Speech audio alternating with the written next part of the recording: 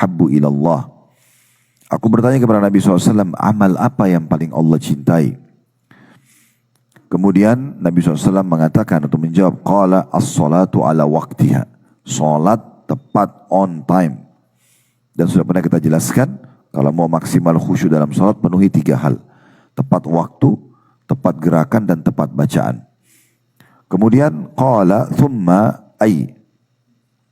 Kemudian, aku bertanya lagi, apalagi setelah salat 5 waktu, tepat waktu. Qala thumma birrul walidain. Yang kedua, bakti kepada kedua orang tua. Setelah salat, haknya Allah langsung memberikan hak kedua orang tua. Qala thumma ay. Kemudian aku bertanya lagi, apalagi setelah itu? Qala al-jihadu fi sabilillah. Berperang di jalan Allah. Berperang di jalan Allah. Kita juga tahu bagaimana dalam hadis-hadis yang lain, dalam hadis riwayat Muslim, ya, atau tepatnya riwayat Bukhari dalam kitab Adab Mufradnya, di mana Ibnu Umar berkata radhiyallahu anhuma, ridho Rabb fi ridhal walid wa sakhatur Rabb fi sakhatil walid. Ridhonya Allah tergantung pada ridho kedua orang tua. Kalau Allah ridho, berarti Allah akan maafkan dosa-dosa, Allah akan terima amal-amal, Allah akan masukkan ke dalam surga, Allah akan penuhi kebutuhan. Itu semua makna ridho. Ridhonya Allah tergantung pada ridhonya kedua orang tua. Dan yang menjadi penyebabnya datangnya murkahnya Allah justru dengan murkahnya kedua orang tua. Jadi ini memang luar biasa, ya. Kemudian dalam riwayat Imam Muslim juga Nabi SAW bersabda, ragama anfumri'in, ragama anfumri'in, ragama anfumri'in. Celakalah seseorang itu, terhinalah seseorang itu. 3 kali Nabi SAW ulangi. Celakalah seseorang itu, terhinalah seseorang itu. 3 kali Nabi ulangi. Dikatakan, ya, qila man ya Rasulullah, siapa itu yang Anda maksudkan ya Rasulullah? Celaka, terhina, sampai 3 kali. Kata Nabi SAW, man adraka walidayhi indal kibari ahaduhuma au kilahuma thumma lam yadkhulul jannah. Siapa yang mendapati salah satu dari kedua orang tuanya atau kedua-duanya, kemudian keduanya tidak membuatnya masuk ke dalam surga. Artinya selama dia hidup, dia tidak menggunakan maksimal waktunya untuk berbakti. Tidak ada susahnya itu telepon, gak ada susahnya WA, gak ada susahnya kirimkan kebutuhannya, ya, penuhi kebutuhannya, berikan makan kesukaannya, berikan pakaian terbaik, ya, hibur mereka, kirimkan foto-foto kita, kirimkan foto-foto cucunya misalnya, mudahkan mereka untuk datang berkunjung ke tempat kita. Ya, apa saja yang bisa kita lakukan? Abdullah bin Umar dalam sebuah riwayat Bapak Ibu sekalian radhiyallahu anhuma pernah melihat ada seseorang dari Yaman lagi tawaf di musim haji sambil dia gendong ibunya. Jadi digendong ibunya di punggungnya. Itu berat banget. Kita tahu kalau kita tawaf capek, letih. Karena putar, walaupun misalnya tidak terlalu, kalaupun tidak terlalu padat tetap aja butuh energi. Bagaimana dengan orang yang menggendong? Kadang-kadang kita bawa ransel aja sudah terasa berat. Bagaimana kalau gendong ibu sendiri? Dan orang ini bersenandung dia. Laki-laki ini yang menggendong ibunya, dia mengatakan, inni laha ba'iruhal mudhallil atau mudhallal. Ya. Inni laha ba'iruhal mudhallalu. In udh'irtu riqabuha lam udh'ar. Sungguhnya aku ini adalah tunggangan ibuku. Dan tunggangan ini sangat patuh. Apabila tunggangan yang lain lari, maka aku sebagai tunggangan tidak akan pernah lari. Maksudnya kalau ada orang meninggalkan orang tuanya, dia cuekin, saya tidak mau. Tetap saya akan urus orang tua saya. Kemudian dia lihat Abdullah bin Umar. Orang ini lihat. Sambil gendong lalu dia datang. Lalu dia mengenal dia tahu Abdullah bin Umar ini sahabat Nabi dan ulamanya muslimin. Dia mengatakan, ya Ibna Umar, atarani jazaituha. Apakah anda melihat perbuatanku ini? Selama musim haji aku gendong terus ibuku, diantaranya tawaf, nanti sa'i juga, nanti juga pergi jumrah, nanti di Arafah, aku akan urus terus ini. Bukan cuma haji, pulang haji pun aku urus, sebelum haji pun aku urus. Apakah aku sudah membalas jasa ibuku? Kata Ibnu Umar, la wala bizafrati wahida. Belum sama sekali, walaupun setarik nafas yang ia keluarkan ketika ia melahirkanmu. Belum bisa kau bakti, belum bisa kau balas kebaikannya. Walaupun hanya tarikan nafas sekali yang dia gunakan pada saat ingin melahirkanmu. Ya. Itu menandakan luar biasa bagaimana kedudukan orang tua. Dan pernah juga ada seorang laki-laki datang dan bertanya kepada seorang ulama salaf. Seraya mengatakan, saya memiliki seorang ayah yang sangat tua. Terkapar di atas ranjang. Gak bisa buat apa-apa lagi, ayah saya. Dan saya mengurusnya semuanya. Saya memandikan, saya menggantikan pakaian, saya menyuapi makan dan minum. Sampai di bahasa dia, mohon maaf ya. Kalau dia buang air besar, buang air kecil, saya menampung dengan kedua tangan saya dan saya tidak merasa jijik. Sebagai bentuk bakti. Gitu kan. Maka dia mengatakan, apakah saya sudah balas? Saya sudah balas kebaikan ayah saya? Dinasihati oleh ulama tersebut. Seingat saya ini perkataan Hasan Basri atau Said bin Musayyib, salah satunya, saya lupa. Tapi seorang ulama tabi'in, dia mengatakan belum sama sekali. Belum sama sekali. Karena perbedaannya waktu kamu kecil, ayahmu mengurusmu, mencari nafkah, kadang-kadang juga bergantian sama ibumu, ya, mengurus kamu. Kadang-kadang ada suami pulang ke rumah, dia ada selipkan waktu juga untuk menggendong anaknya, menemani juga bayinya, atau dia memenuhi kebutuhan susu dan segala macam kebutuhan. Dan juga ayahmu pada saat mengurusmu di saat kecil, dia berharap kau menjadi orang yang dewasa dan sukses. Sementara kau sekarang mengurus ayahmu karena kau berharap hanya menjalankan tugas saja dan berharap orang tuamu meninggal dan segera kamu selesai dari tugas itu. Jadi berbeda sekali antara ketulusan orang tua dengan ketulusan kita dalam berbuat baik itu. Tentu saja kita harus berbakti kepada mereka, memberikan apapun selama bukan maksiat kepada Allah ya. Ini ada batasannya. Kalau orang tua kita meminta kita agar melakukan dosa, tidak boleh kita ikutin. Karena sudah pernah kita sampaikan juga kaidah dasar bagaimana sabda Nabi SAW, la ta'ata fi ma'siyah, innamat ta'atu fil ma'ruf. Tidak ada ketaatan pada maksiat, dan ketaatan itu hanya pada yang dibolehkan saja dalam hadis Bukhari dan juga Muslim. Dalam riwayat Imam Ahmad, dan ini dihasankan oleh para ulama hadis riwayatnya, kata Nabi SAW, ati abaka madama hayyan wala ta'sih. Selalulah bakti pada ayahmu atau orang tua, maksudnya di sini adalah selama dia hidup dan selama tidak diperintahkan untuk bermaksiat. Ya, selama tidak diperintahkan untuk bermaksiat. Sekarang kita susunkan beberapa poin bagaimana sebentuk bakti kepada orang tua. Yang pertama, taati. Taati, apapun yang mereka minta, taati. Ya, dan ini yang tadi dalil-dalilnya semua ayat Al-Quran tadi yang memerintahkan kita untuk bakti, semua hadis yang memerintahkan kita untuk bakti, ini semua dalilnya masuk di poin mentaati. Tapi kaidahnya tadi sudah kita sampaikan hadis Bukhari Muslim, la ta'ata fi ma'siyah, innamat ta'atu fil ma'ruf. Tidak boleh ada ketaatan dalam maksiat, ya. Ketaatan hanya pada yang ma'ruf yang dibolehkan, ya. Maka ini yang pertama, mentaati mereka, jadi mendahulukan mereka dalam segala hal. Mentaati ya.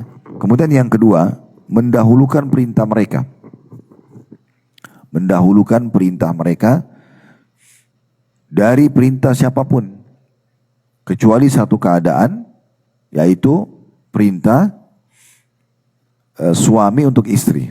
Kalau bertemu antara perintah suami ibu sama ibu dan ayah Anda, maka atau antara suami ibu dan orang tua ibu, maka di sini ibu dahulukan suaminya dulu, baru kemudian memenuhi kebutuhan orang tua. Tapi selain daripada ini, semuanya kita dahulukan orang tua kita. Jadi ibu-ibu yang hadir di sini, baik offline ataupun online, usahakan kalau status Anda sebagai seorang istri, hati-hati. Jangan justru membuat suami Anda durhaka pada ibunya, ya. Tapi buatlah, lahirkanlah, ya, justru kebaktian dalam hidupnya kepada orang tuanya itu disebabkan karena Anda. Ini penting sekali supaya nanti Allah pun mengaruniakan Anda anak-anak yang berbakti dengan Anda. Pastikan siapapun istri yang menjadi penyebab suaminya durhaka pada orang tuanya, dia juga akan dikasih anak yang sama. Maka dia harus hati-hati sekali, ya. Disuruh sokong, dukung suami agar bisa berbakti pada orang tuanya. Kalau hal-hal itu sifatnya sunnah, kita harus dahulukan orang tua. Kami bahas beberapa waktu yang lalu, sekarang ini lagi berjalan bahasan di Blok M, berlanjut sudah beberapa pekan, judulnya itu dosa besar menunda kewajiban. Kami bahas menunda kewajiban sholat, kalau masuk sholat terus sengaja dilalaikan sampai keluar waktunya, ini dosa besar. Menunda zakat bagi yang mampu lewat haul, ya, padahal sudah penuhi nisabnya. Kemudian menunda puasa Ramadan tanpa ada udzur, sudah jelas hilal terlihat.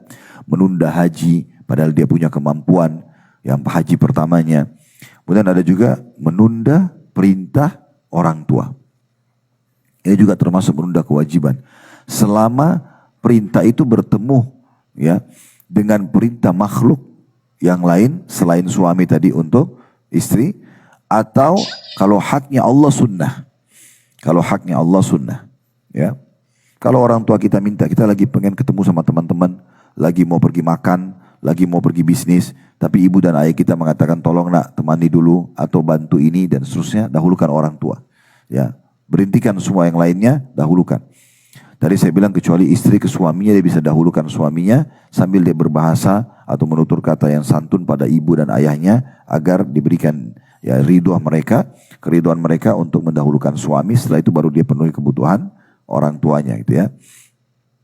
Jadi kita mendahulukan, ya, supaya, ya, kita bisa dapat pahala dari mereka, gitu ya. Begitu juga dengan ibadah sunnah.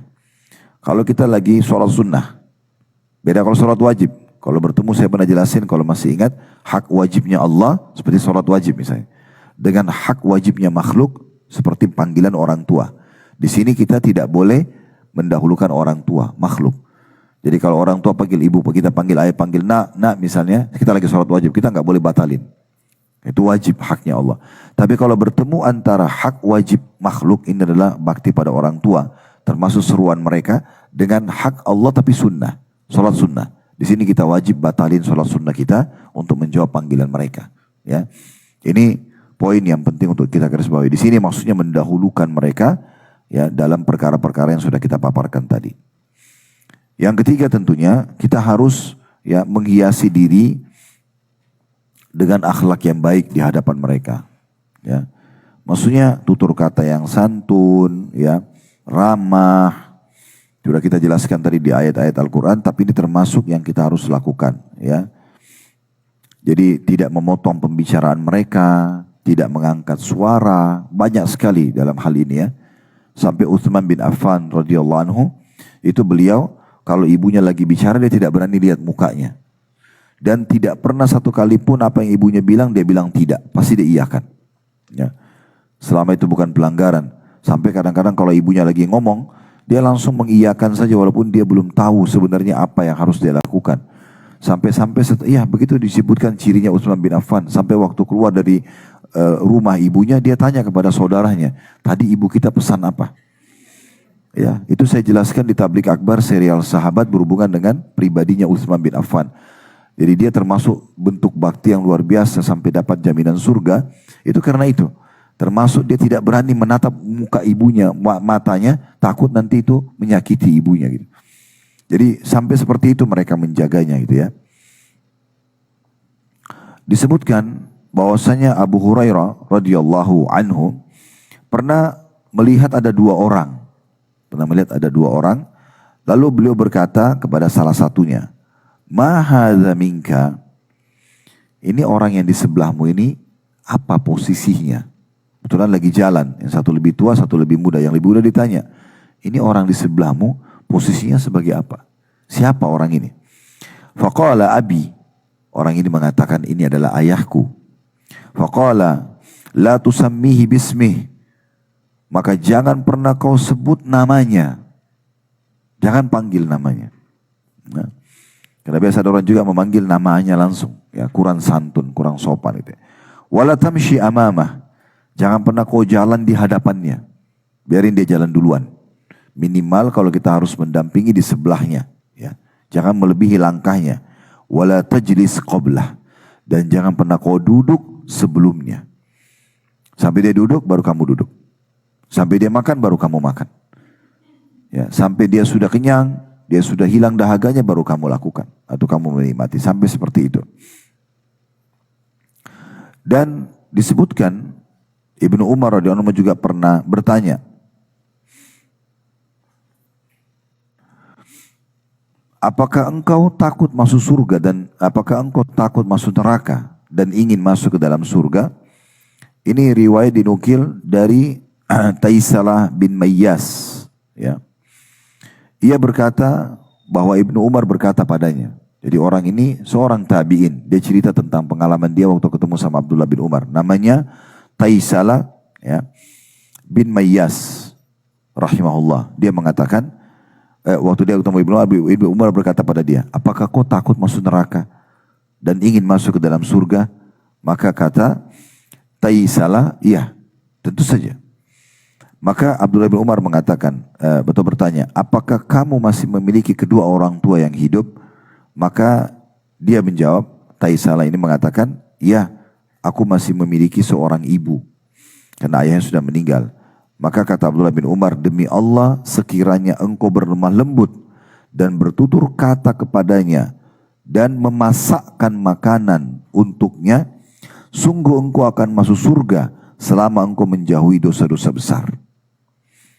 Masak makanan, belikan makanan jadi, oke lah, pakaian jadi, tapi selalu setiap hari jangan lewatkan ada hari di mana kita tidak bakti pada mereka. Kita tidak memberikan perhatian kamu. Berapa banyak anak-anak yang tidak peduli? Mungkin dia pikir karena orang tuanya sudah mampu, dia nggak perlu lagi pikirkan makanannya atau tidak perlu menawarkan makan atau pakaian atau segala macam. Padahal sebenarnya semua itu pintu bakti. Pintu bakti yang dia bisa masuk karena memberi orang tua yang mampu pun bisa. Itu masuk dalam bab bakti. Apakah pakaian, apakah kendaraan atau apa saja yang kita bisa berikan. Semua ini tadi perkataan itu dari perkataan Abdullah bin Umar dan Abu Hurairah ya, dinukil dari kitab Adab Mufradnya Imam Bukhari. Kemudian kita masuk yang keempat ya.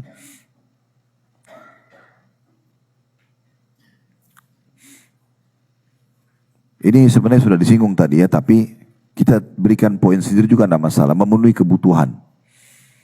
Memenuhi kebutuhan.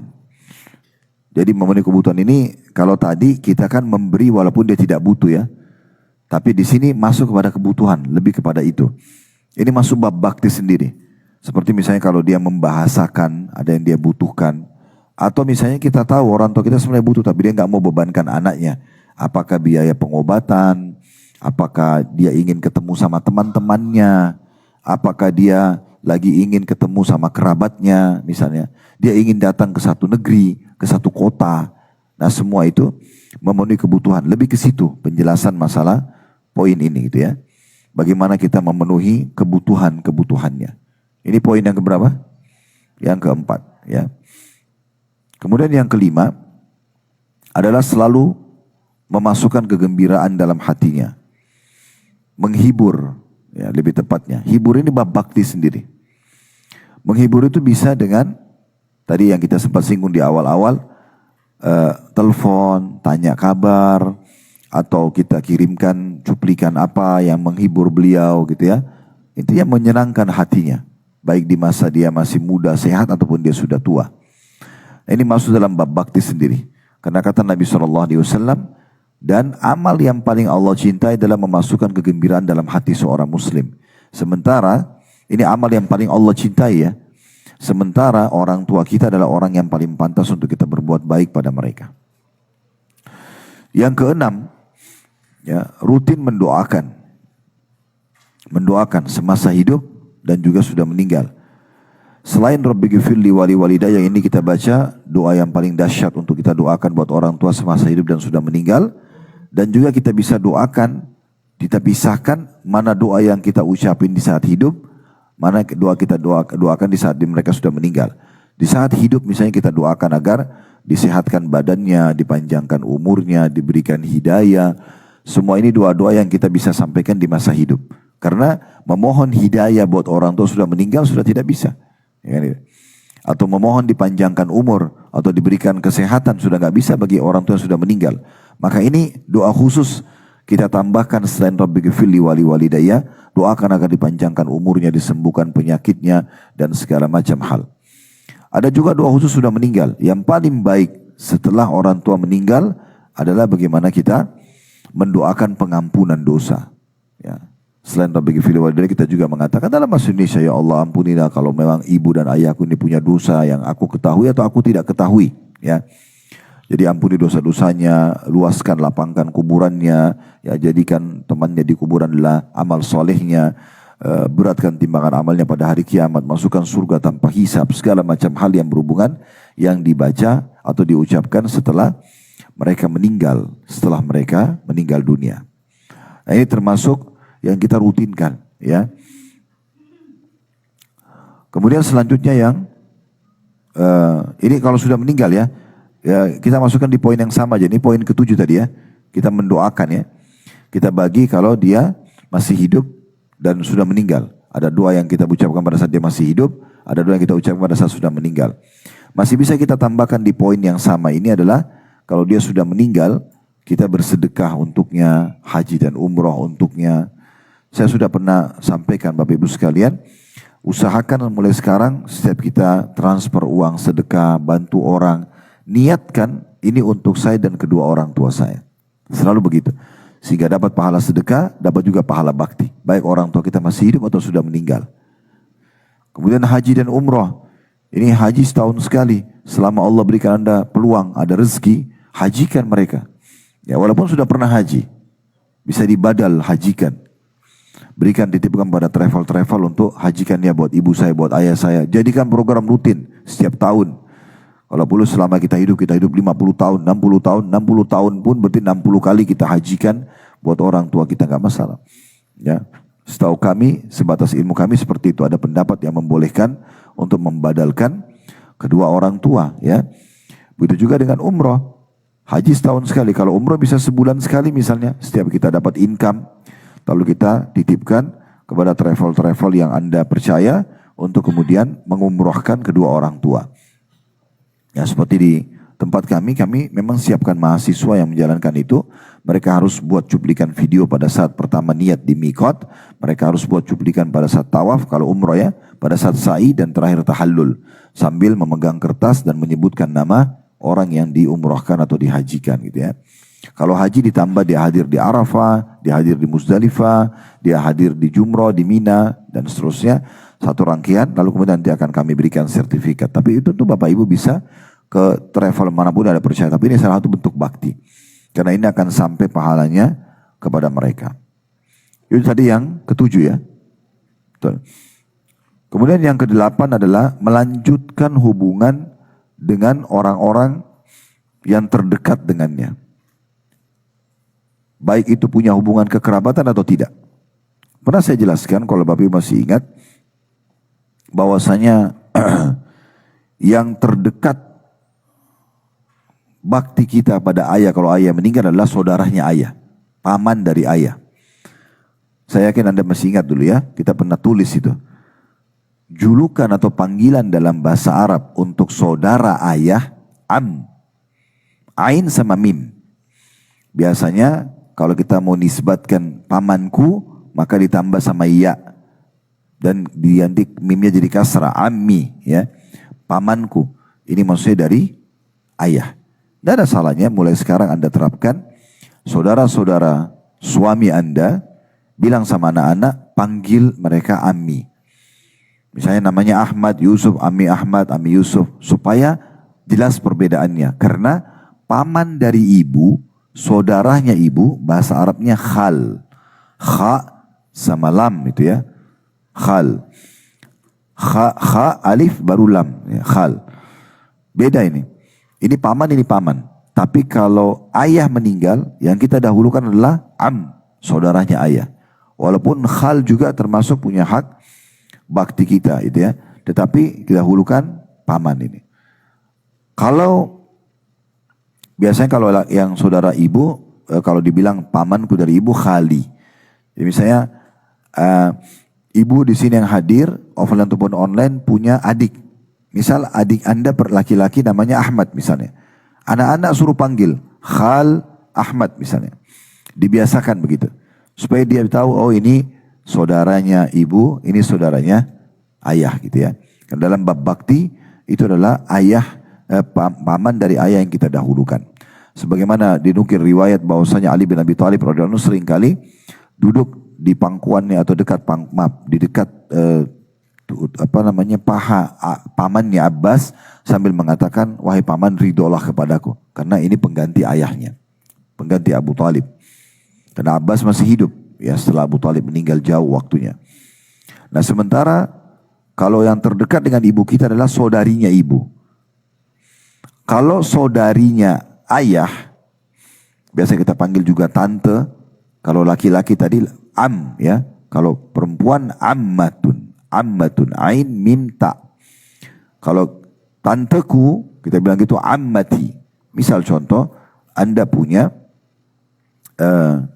atau suami Anda ya, punya kakak perempuan atau adik perempuan. Suruh anak-anak kita, misal namanya Khadijah. Contoh saja, maaf kalau ada yang pas ada namanya bersamaan. Misalnya namanya Khadijah, ya, namanya Hafsah, namanya Aisyah misalnya. Maka kita suruh anak-anak panggil ammati Khadijah, ammati ya Aisyah. Jadi jelas ini berarti tante tapi dari ayah. Kalau dari ibu, khalatun. Kalau tanteku khalati. Misal contoh, Anda punya saudari perempuan. Ya. Anak-anak nanti misal saudari Anda namanya Maryam, contoh. Anda bilang sama anak, panggil ini khalati Maryam. Nah kalau dalam bakti orang tua, kalau untuk ibu, tante ini penggantinya adalah saudarinya ibu. Makanya kita bedakan istilah panggilannya. Walaupun semua kerabat ini yang terdekat dengan orang tua kita bisa kita berbuat baik sama mereka. Saudaranya, saudarinya, ya, pamannya, tantenya dan seterusnya. Dari orang tua kita semua masuk kita bakti. Termasuk orang tuanya itu kakek dan nenek kita misalnya kalaupun masih hidup. Semua itu kalau kita buat baik karena orang tua kita berarti masuk dalam bab bakti. Ya. Masuk dalam hal ini adalah teman-temannya. Walaupun tidak punya hubungan kerabat. Misal dulu ayah dan ibu punya sahabat dekat. Sekarang mereka sudah meninggal. Orang tua sudah meninggal tapi teman-temannya masih hidup. Anda bisa bakti. Dengan melanjut hubungan dengan mereka. Mengirimkan makanan. Muslim atau non-muslim. Yang penting orang tua kita pernah punya hubungan. Ya, hubungan baik. Jadi kayak sekarang misalnya, ini ibu-ibu dan bapak-bapak yang hadir kajian kita, misalnya anggaplah dalam kajian ini Anda punya sahabat di sini yang hadir, sangat dekat dengan Anda.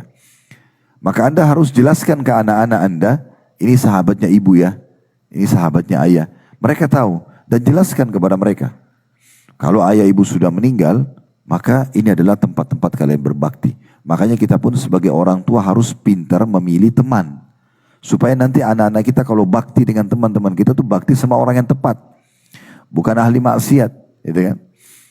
Dan kalaupun misalnya kita tidak tahu apakah memang teman ayah atau ibu kita ini baik atau tidak, ya kita lakukan apa yang boleh dalam agama. Seperti kita tegur sapa, Assalamualaikum misalnya, kita mengirimkan hadiah sebagai bentuk bakti pada orang tua kita gitu ya.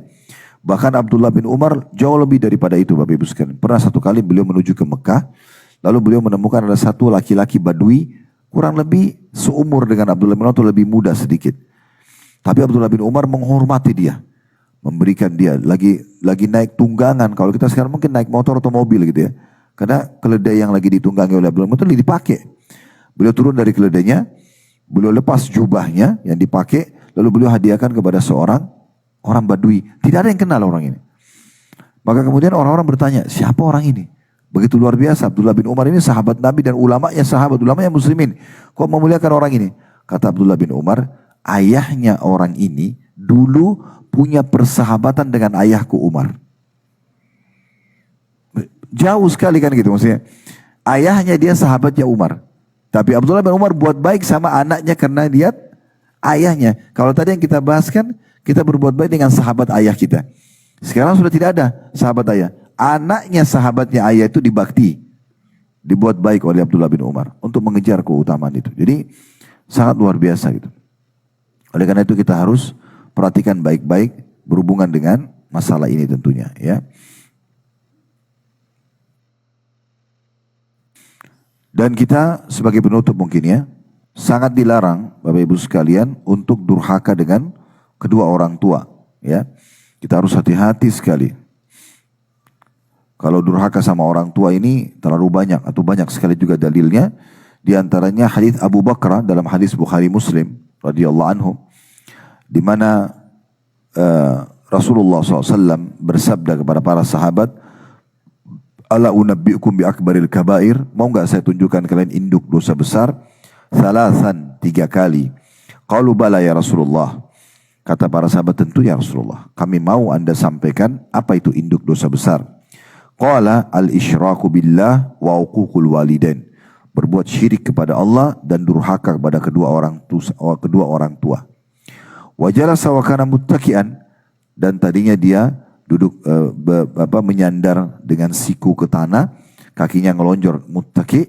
Nabi SAW kemudian beliau duduk dan beliau mengatakan ala wa qauluz zur, dan ketahuilah juga perkataan dusta. Mazala yukarriru hatta qulna laitahu sakat. Nabi SAW terus mengulang-ulangi, hati-hati dengan syirik kepada Allah, jangan durhaka sama orang tua, jangan berdusta. Nabi ulangi terus, hati-hati. Bayangkan Bapak Ibu sekalian kalau kita duduk begini hampir 1 jam, saya cuma ulang-ulang itu. Jangan berbuat kesyirikan, jangan durhaka sama orang tua, ya jangan berdusta. Terus saja. Telinga kita ini mungkin kayak rasanya besar karena kita mendengarkan peringatan terus, itu yang ditekankan gitu ya. Tapi para sahabat mengatakan, Nabi terus ulangi supaya orang betul-betul engah. Sampai para sahabat ini mengatakan, kami berharap Nabi diam udah. Laitahu sakat, karena Nabi ulangi terus dan kami kayak sudah dengar, sudah tahu, tapi Nabi ulangi terus. Ini menandakan saking dahsyatnya larangan ini. Begitu juga dalam hadis riwayat Abu Daud dan Ibnu Majah juga Tirmidzi, dan dinyatakan hadis ini hasan sahih. Kata Nabi SAW, ma min zambin ajdaru an yu'ajjal. Maaf, saya ulangi. Ma min zambin ajdaru an yu'ajjila li sahibihi al-uqubata ma'a ma yaddakhiru lahu min al-bagi wa qati'atir rahim. Ya. Tidak ada dosa yang lebih pantas untuk disegerakan balasannya bagi pelakunya di dunia ini, ya, berikut dosa yang disimpan untungnya di akhirat daripada perbuatan melampaui batas dan memutus silaturahim, dimulai dari orang tua dan juga kerabat-kerabat. Ya. Kemudian Abdullah bin Umar juga berkata, ibqa al-walidaini minal uquq. Membuat kedua orang tua menangis masuk dalam bab durhaka. Membuat kedua orang tua menangis masuk dalam bab durhaka. Berarti kita justru harus menghibur mereka, bukan membuat mereka menangis. Ini sudah pernah saya juga singgung Bapak Ibu sekalian. Jangan suka curhat dengan orang tua. Jangan curhat sama orang tua. Karena curhat sama orang tua ini, mereka kan sangat mencintai kita. Kecintaan orang tua pada kita itu melebihi cinta kita padanya. Gitu kan? Ibu dan ayah itu susah diganti cinta mereka. Karena mereka tulus sekali dalam mencintai kita. Anda kalau cerita sesuatu dengan mereka, kalau itu beban Anda hanya menambah beban buat mereka. Ya. Mereka akan jadi kepikiran, mereka akan jadi begini dan begitu. Ya. Belum lagi mungkin mendoakan, bisa saja misalnya kalau Anda ribut dengan suami atau istri, malah orang tua kalau kurang ilmu agamanya, dia bisa mendoakan keburukan buat anak mantunya. Ini jadi masalah. Tadinya Anda berharap baik rumah tangganya, bisa diperbaiki malah jadi rusak. Kan gitu. Karena doa-doa mereka. Maka kita harus hati-hati sekali. Oleh karena itu, kita harus menjaga ini. Ya, kita harus menjaga. Mujahid berkata, la yanbaghi lil walad an yadfa yada walidihi idza darabah. Kata Mujahid ini ya, perkataan beliau seorang ulama yang masyhur dari kalangan salafus saleh dulu. Dia mengatakan tidak pantas bagi seorang anak menepis tangan orang tuanya kalau orang tuanya mau memukulnya. Itu perkataannya. Tentu di sini ada batasan ya, nanti saya akan jelaskan. Kemudian وَمَنْ شَدَّ النَّظَرْ إِلَى وَالِدَيْهِ لَمْ يُبِرُّهُمَا. Dan barang siapa yang melihat ke orang tuanya dengan tatapan tajam, maka dia telah durhaka. وَمَنْ أَدْخَلَ عَلَيْهِمَا مَا يُحْزِنُهُمَا فَقَدْ أَقَّهُمَا. Dan siapa yang memasukkan kesedihan ke dalam hati atau pikiran kedua orang tuanya, maka dia telah durhaka kepada keduanya. Tentu di sini yang dimaksud adalah kalau orang tua itu niatnya mendidik. Kita tidak bicara kalau orang tua itu lagi mabuk, mukul anaknya. Enggak, itu bisa kita tepis. Karena ini perbuatan kezaliman. Tapi ada orang tua, dia mau didik anaknya. Dia mau berikan pendidikan. Karena memang harus, karena anak-anak kan boleh dipukul ya. Kalau tidak mau dengar dalam pendidikan agama, kata Nabi SAW, perintahkan anak kalian sholat di umur 7 tahun dan pukullah mereka di umur 10 tahun. Tapi pukulan memang yang tidak berbekas gitu ya. Tapi di sini sebenarnya Mujahid ingin lebih menekankan tentang masalah saking dahsyatnya bakti sama orang tua sampai pada level itu gitu. Kemudian dalam perkataan Ka'ab Al-Ahbar mengenai perkara yang termasuk bentuk durhaka sama orang tua, idza amaraka walidaka bi syai'in falam tuti'huma faqad aqaqtahuma al-uquqa kullah.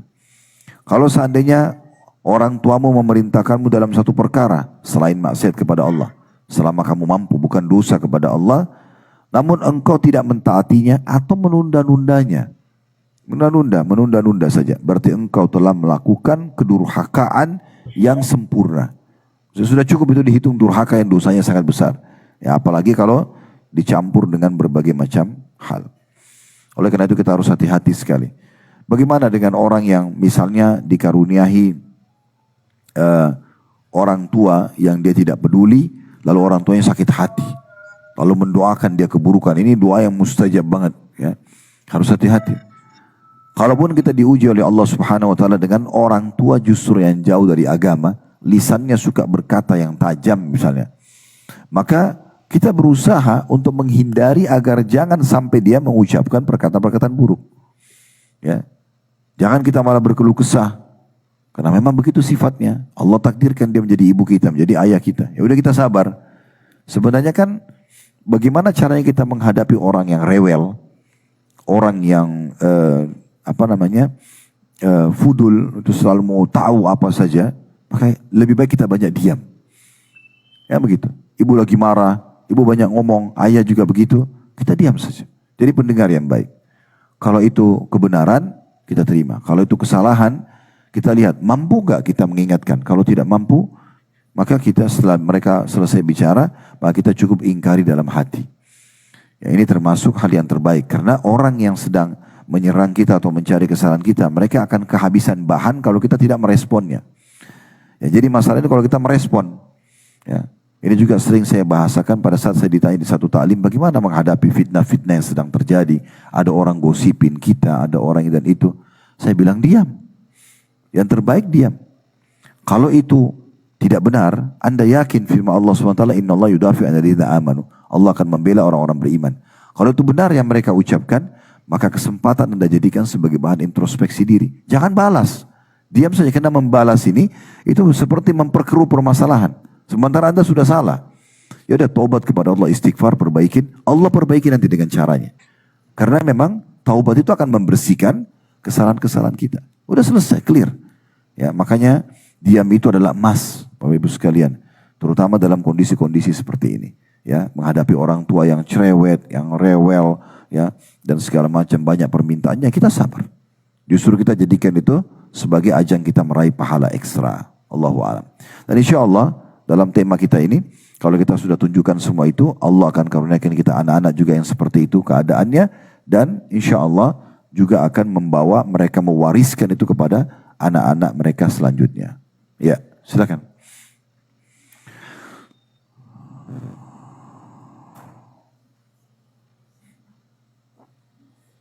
Cek satu, baik. Bismillah, pertanyaan pertama Ustaz.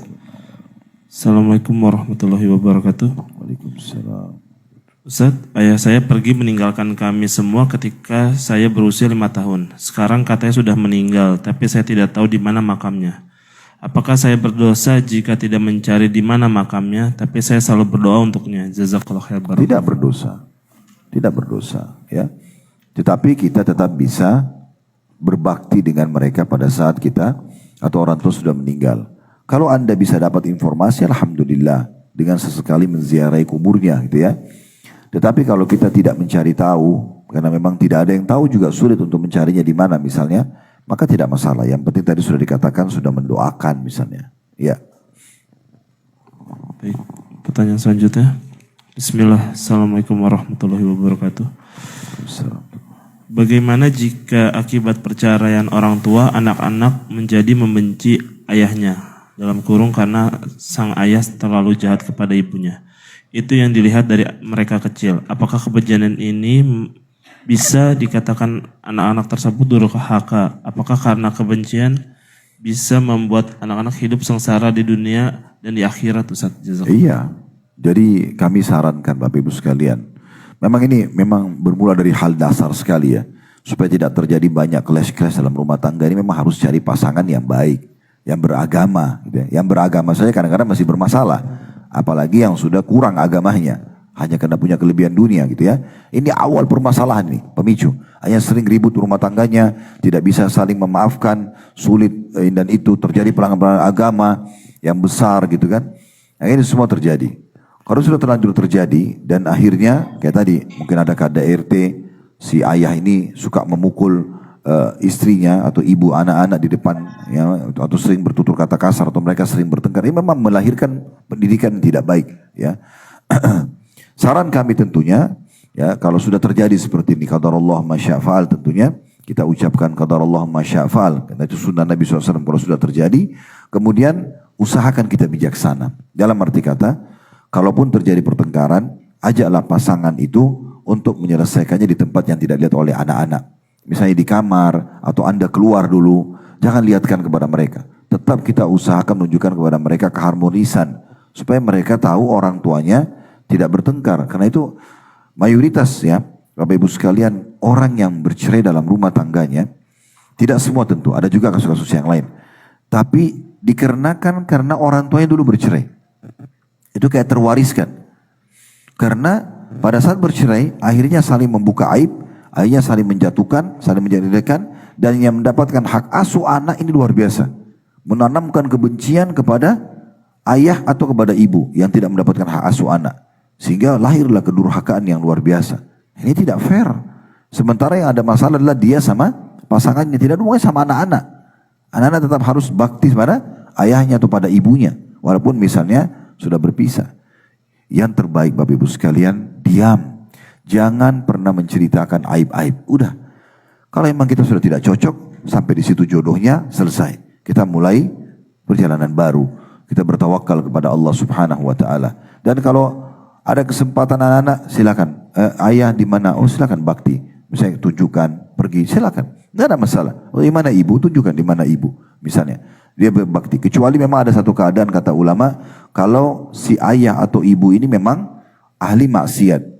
Memang dia pemabuk, memang dia orang yang murtad dari agama Islam, dikhawatirkan anaknya bisa murtad. Ini bisa kita tahan anak kita untuk tidak sering bertemu ya, tapi tetap dia tahu tentang status orang tuanya ada. Nah, seperti itulah.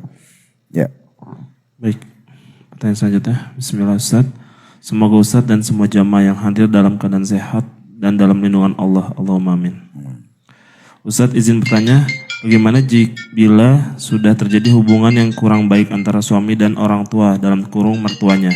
Dikarenakan selama pernikahan banyak hal yang terjadi dalam kurung perlakuan orang tua ke suami dan lama-lama membuat suami tidak betah atau akhirnya marah karena perlakuan negatif terus ke suami. Apa yang mesti saya lakukan Ustaz? Jazakallah khair. Ikut dengan suami, dengan tetap bakti sama orang tua ya. Kayak misalnya kalau suami ajak pindah rumah, ya pindah aja rumah. Ya kan? Karena di poin ini tadi sudah kita bilang ya, ada pengecualian.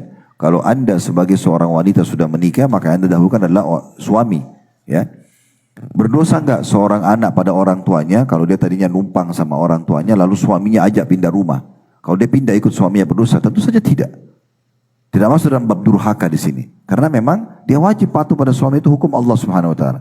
Dan tetap nanti dia menyambung hubungan silaturahim dengan kedua orang tuanya, ya. Memang dalam kasus anak mantu sama mertua ini ya subhanallah sering kali ya, tidak semuanya, tapi ada yang terjadi masalah-masalah gitu ya. Karena egoisme.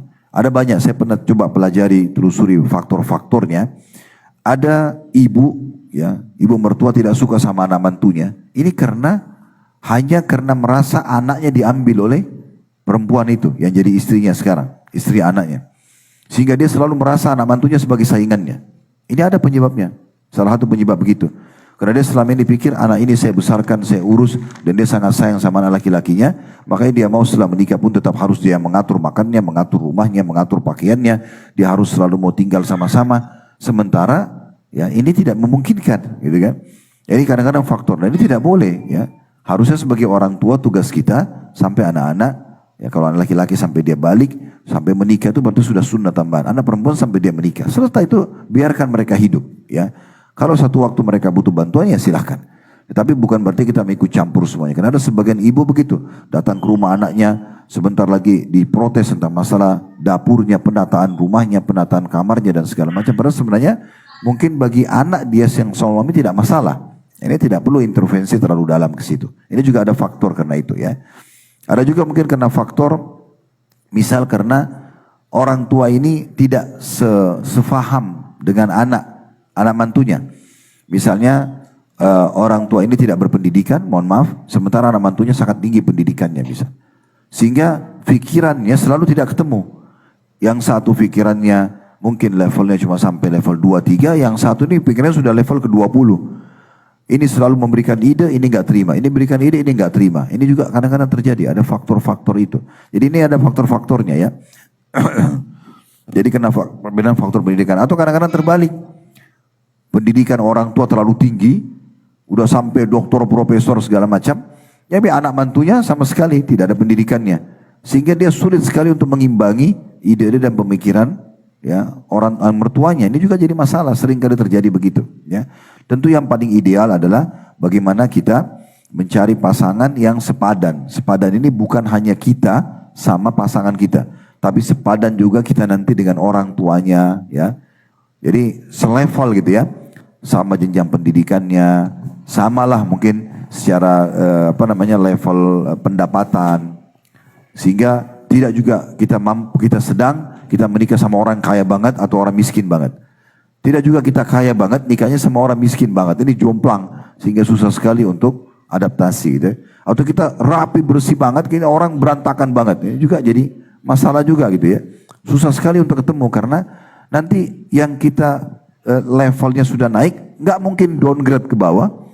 Nah yang di bawah ini kadang-kadang tidak mau juga upgrade dirinya, ini jadi masalah selalu. Oleh karena itu kita harus bijaksana, dan Nabi SAW sudah mengatakan wa ankihul akfa minkum, nikahlah dengan orang yang sepadan dengan kalian. Tentu minta petunjuk kepada Allah Subhanahu wa taala agar dikaruniakan itu. Baik, mungkin yang terakhir, Ustaz. Bismillah, Ustaz, izin bertanya. Jika anak yang memilih pasangan hidupnya padahal ibunya atau orang tuanya tidak setuju dengan pilihannya itu, dan orang tua punya calon yang menurut orang tua lebih baik, apakah anak terkena dosa saat tidak mengikuti keinginan atau pilihan orang tuanya, Ustaz? Ini kita rincikan dulu, ya. Apakah orang tua ini, ibu dan bapak yang mencarikan jodoh untuk anaknya ini, memang betul-betul, ya, karena ingin mendapatkan anak mantu yang baik, atau hanya egoisme itu, ya. Biasanya memang egois, gitu, ya. Hanya karena kebetulan ini anak temannya, dia paksa anaknya menikah sama anak temannya misalnya. Ini tidak boleh juga, harusnya tidak dilakukan, ya. Walaupun sebenarnya kalau anak-anak di posisi anak ini memang agak berat. Anjuran para ulama tetap mematuhi orang tuanya selama yang dipilihkan orang tuanya itu memang sudah cukup agamanya. Bukan orang yang jauh dari agama, maka dia dahulukan. Atau mungkin kurang lebih tidak terlalu kuat juga secara agama, tapi orangnya secara umum baik. Ada satu kisah dinukil di Saudi, seorang wanita yang sangat salihah, sangat baik. Orang tuanya juga dididik dengan cara baik. Tapi subhanallah, entah bagaimana ayahnya menjodohkan dia dengan seorang laki-laki, tapi laki-laki ini masih sedikit jauh dari agama. Tapi karena dia ingin bakti pada orang tuanya, maka dia pun menerima lamaran laki-laki tersebut dengan tulus niat untuk bakti sama orang tuanya. Subhanallah, dalam 3 bulan saja pernikahan mereka, suaminya dapat hidayah dan berubah total. Karena keberkahan itu, ya, Allah SWT berikan keberkahan. Tapi memang ini butuh keyakinan. Bagaimana kita yakin, ya, bahwasanya ini pasti petunjuk dari Allah Subhanahu wa taala, dengan kita istikharahkan dan kita juga diskusikan baik-baik dengan orang tua. Kita sebutkan pertimbangan-pertimbangan kita. Kalau tetap mereka mau, kita berharap menikah dengan itu, kita bismillah dan niatnya karena bakti pada orang tua. Kecuali kalau itu ahli maksiat, beda, ya. Ahli maksiat itu betul-betul tidak sholat, ya, pemabuk, itu jangan, boleh kita nolak. Dan itu tidak masuk dalam bab durhaka. Karena itu memang maksiat. Sudah kita berikan tadi kaidahnya, tidak ada ketaatan kecuali pada yang ma'ruf, yang boleh saja. Ya, Allahu a'lam. Baik, karena sudah pukul 2 kurang lebih 14.00 kita cuma sampai sini. Semoga apa yang kita bahas ini bermanfaat buat kita semua. Kalau ada benar dari Allah silakan diambil dan diamalkan. Kalau ada salah dari saya mohon dimaafkan dan saya beristighfar kepada Allah Subhanahu wa taala. Subhanakallahumma bihamdika asyhadu an la ilaha illa anta astaghfiruka wa atubu ilaik. Wa sallallahu ala habibina wa nabiyina Muhammadin wa alihi washabihi wasallam. Walhamdulillahirabbil alamin. Subhanakallahumma bihamdika asyhadu an la ilaha illa anta astaghfiruka wa atubu ilaik. Wassalamualaikum warahmatullahi wabarakatuh. Sosok seorang sahabat